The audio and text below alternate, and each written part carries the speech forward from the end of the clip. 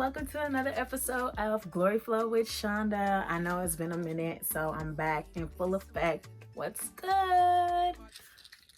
So my topic for y'all today is going to be talking about don't be your own roadblock. Now, what I mean is don't be the one to block your own blessings. Don't be the one to stop the things that God is going to do for you or other people may want to do for you. So we're going to get into that this episode. So my first point is be available for your blessings. Like, God is not looking for anything special. He's just looking for somebody that is available. He doesn't want somebody that's all together, prim and proper. He's looking for somebody that is available, who's open, who's ready for the blessing. So my whole thing is be available for your blessing to come. Be open with where it's going to come from and who it's going to come from. Sometimes you don't even know, like, it could be the person right next to you.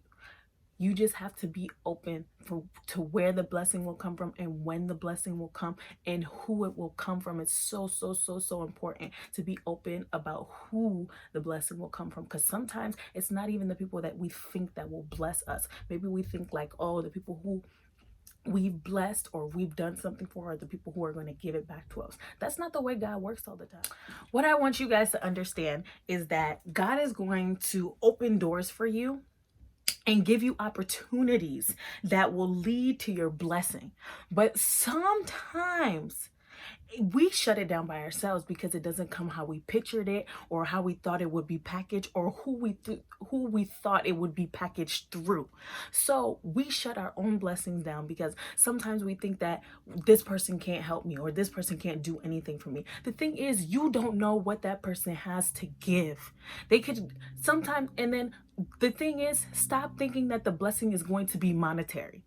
It's not always monetary. It's not always money. It's not always or jewelry or material things. Sometimes somebody can give you a word that you just need in your life. Like somebody can just come to you and give you one piece of advice that you just need in your life, and you can take off, or you can start doing something new or opening your mind to other things. You have to be open to whatever the blessing will look like, whatever it will come like, and whoever it will come through. We have to stop being the ones that are roadblocking ourselves, who are stopping our own blessings, because at some point in time, you need to grow up and understand that anybody can bless you, no matter how young or how small or how big or who this person may be or who these people are. Anybody can bless you. Be open to the blessing. Be open that God can package it in any way he wants it to. He is not going according to your plan. He's going to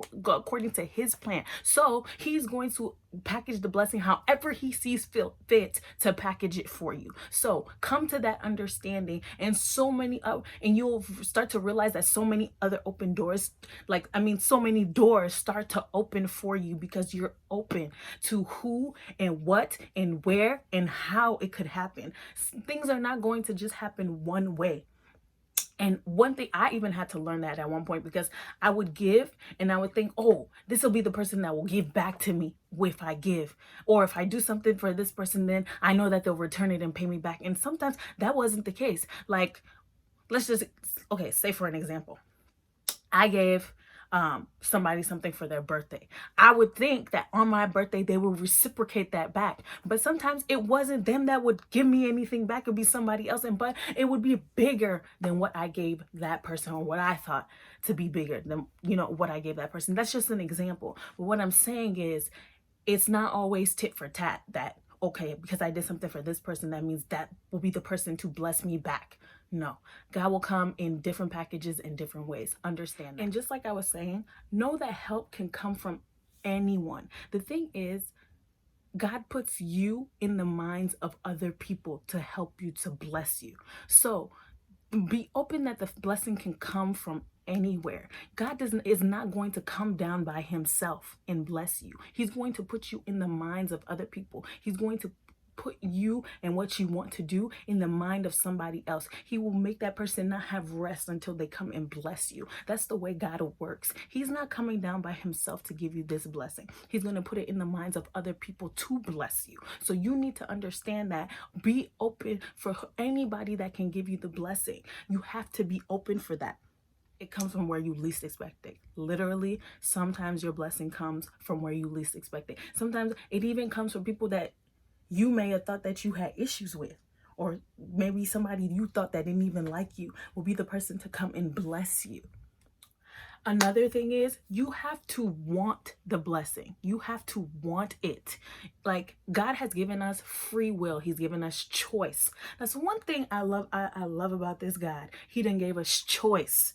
He will tell you what he can do for you and what he will do for you, and he will show you the life that he can give to you. But it's up to you to choose it. It's up to you to say, yes, this is what I want. If you don't want the blessing, it's not going to come. You have to want it. You have to inspire for it. You have to strive for it as well. Like, if you're not doing that, you're not going to get the blessing. Like, it literally says faith without works is dead. If you don't have faith that this blessing is going to come, it's not going to come. And if you don't work towards the blessing or work for the blessing, what, in prayer and fasting or whatever it is that you feel that you need to do, if you're not doing that, you're not getting that blessing, sweetheart. Don't think that God is not in the business of waste. So he's not just going to be out here. You understand what I'm saying? So you have to want the blessing. You have to want it. You have to pray for it. You have to strive for it. You have to imagine it in your mind how you want it. He will never withhold anything good for us. He will never withhold anything that is for us. But you have to have the blessing in mind and know what you want for you to get it. My other point is check your character. Check your character. Check your character. If it's your character that is hindering your blessing, if your character is the one that's blocking you from your next level, if your character is the one blocking you from that promotion, if it's your character that's blocking you from that marriage or whatever the case may be, you need to check your character. Are you rude? Are you disrespectful? Are you arrogant? Are you prideful? When you have authority over people or you have a say-so over people, are you belittling them? Are you treating them horrible? Listen, we're not in any position, this is what my father always tells me.